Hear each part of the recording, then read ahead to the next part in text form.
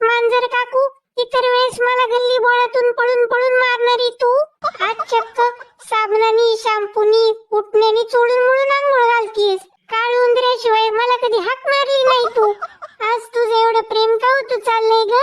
अरे मूषक बाळा, आता गणपती बाप्पा येणार. आईच्या गावात चक्क उंदराला आंघोळ.